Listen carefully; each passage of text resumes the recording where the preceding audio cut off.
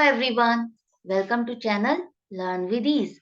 आज हम सीखेंगे journal entries and this is part 9। आज के लेसन में हम समझेंगे bad debts and bad debts recovered concept को और सीखेंगे उसकी जर्नल एंट्रीज बनाना। तो समझते हैं बैड डेट्स क्या होते हैं। बैड डेट्स वो होते हैं जब आप क्रेडिट सेल्स करते हो। क्रेडिट सेल्स मतलब जब आप अपने बिजनेस में स्टॉक की सेल करते हो जिसकी पेमेंट अभी आपके पास नहीं आई है, मतलब उधार पर आपने सेल की है और वो आपके जो डेटर्स होते हैं उनसे अब आपको पेमेंट इरिकवरेबल मतलब अब पेमेंट नहीं आ रही है, पेमेंट नहीं आने वाली, तो उस अमाउंट को आप क्या करते हो, बैड डेट्स में ट्रांसफर कर देते हो। वो एक तरह से आपका खर्चा है, तो वो नॉमिनल अकाउंट का पार्ट होगा और आप उस अमाउंट को जो आपको डेटर से नहीं आने वाली, अब आप उसको बैड डेट्स में ट्रांसफर कर देते हो।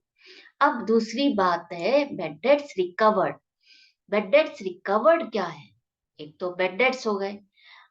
अब जो बैड डेट्स हैं वो फर्दर किसी साल में या थोड़े टाइम बाद आपको रिकवर हो जाते हैं। जो आपको लग रहे थे नहीं मिलेंगे और आपने उसको बैड डेट्स में डाल दिया, लेकिन वो बैड डेट्स आपको जो राइट ऑफ किए थे आपने, आपको मिल गया वो पैसा, तो उसको हम क्या कहते हैं, बैड डेट्स रिकवर्ड।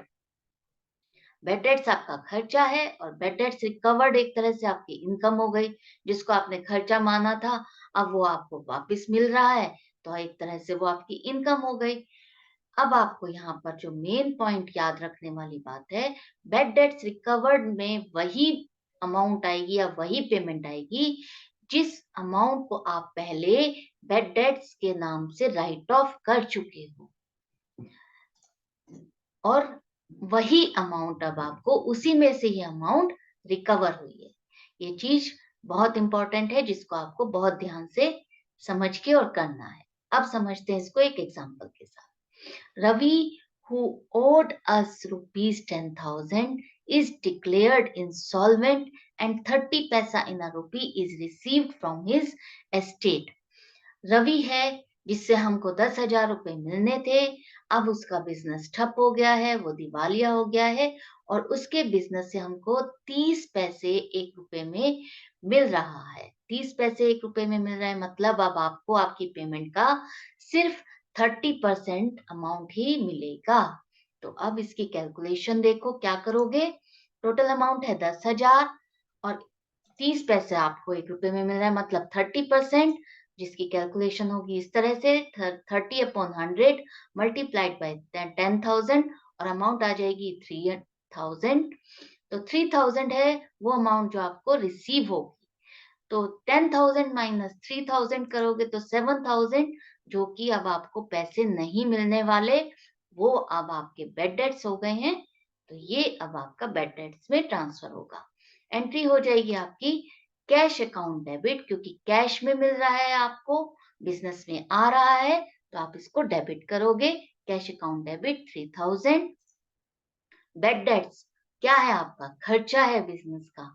बिजनेस का खर्चा हो गया ना, जो पेमेंट आनी थी वो आ नहीं रही, तो अब आपने फाइनली उसको एज ए खर्चा बना करके रिकॉर्ड किया। बैड डेट्स अकाउंट डेबिट हो जाएगा 7,000 से।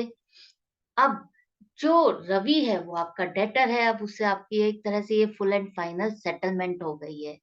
उससे पैसा आ रहा है आपके पास 3,000 रुपए और उसका अकाउंट अब आपको क्लोज करना है। जो पेमेंट डेबिट में स्टैंड कर रही थी उसको क्लोज करने के लिए अब आप क्या करोगे, उसके अकाउंट को क्रेडिट कर दोगे टू रवि अकाउंट 10,000। और इससे ही पेमेंट आ रही है तो गिवर को भी हम क्या करते हैं, क्रेडिट करते हैं। तो इसीलिए भी आप टू रवि अकाउंट 10,000 से क्रेडिट करके इस अकाउंट को क्लोज कर दोगे। और नरेशन में लिखोगे 30 पैसा in rupee received from Ravi on his insolvency.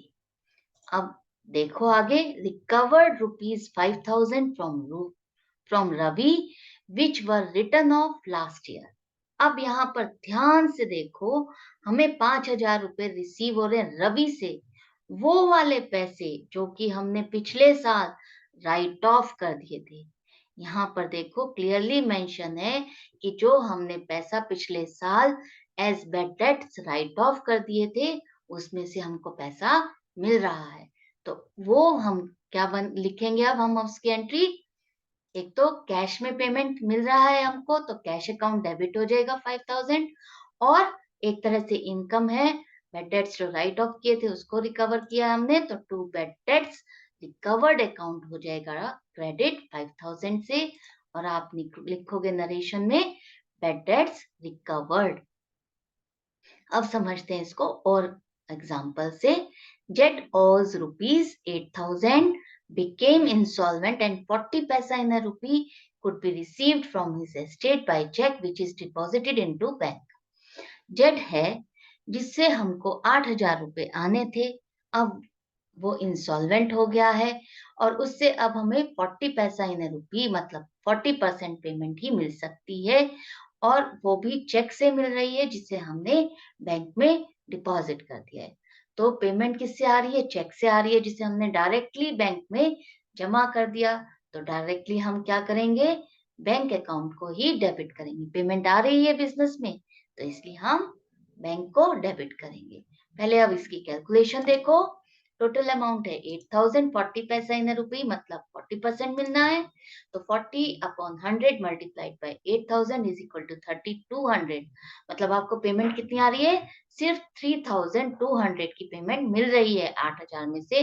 तो 8000 माइनस 3200 करोगे तो बैड डेट्स आपके आ जाएंगे 4800, और एंट्री बन जाएगी आपकी बैंक अकाउंट डेबिट 3200, क्योंकि बैंक में हम चेक जमा कर दिए हैं, और बैड डेट्स अकाउंट 4800 करेंगे हम। बैड डेट्स अकाउंट डेबिट 4800 करेंगे, एंड टू जेड अकाउंट 8000 हो जाएगा। फाइन। और हमारी नरेशन हो जाएगी 40 पैसा in rupee receive from Z on his insolvency. अब नेक्स्ट देखो। On September 2019, Biru, who owed us rupees 15,000, is declared insolvent, and 65 paisa in a rupee is received as final dividend from his estate. Biru है जिससे हमको पैसा मिलना था 15,000 रुपए, और वो 2019 सितंबर में इंसॉल्वेंट डिक्लेयर हो गया। उससे हमको अब 65% पेमेंट ही मिलनी है। तो हम अब इसकी एंट्री कैसे करेंगे? पहले कैलकुलेशन देखो। 15,000 टोटल अमाउंट है और 65% हो जाएगा 65 अपॉन 100 मल्टीप्लाइड बाय 15,000, तो अमाउंट हो जाएगी 9,750, जो कि हमें पेमेंट मिल रही है। तो माइनस करोगे तो बैड डेट्स हो गया 5,250। तो एंट्री बन जाएगी अब आपकी कैश में ही लिखोगे, क्योंकि यहाँ पर कहीं पर भी मेंशन नहीं है बैंक या कुछ भी, तो हम इसको मानेंगे कि हमको कैश मिला है। तो cash account debit 9,750, bad debts account debit 5,250, और टू जेड अकाउंट, क्योंकि जेड से मिल रहा है तो टू जेड अकाउंट 15,000 को आप क्रेडिट कर दोगे, और लिखोगे नरेशन में 65 पैसा in rupee receive from Biru on his insolvency. अब नेक्स्ट देखो। On 29th January 2020, recovered rupees 2000 from Biru which were return of. अब आप देख रहे हो ये उसी फाइनेंशियल पीरियड का ही है जो कि हमने बीरू के पहले पैसे राइट ऑफ कर दिए थे, उसी में से ही हमको 2000 रुपए मिल रहे हैं।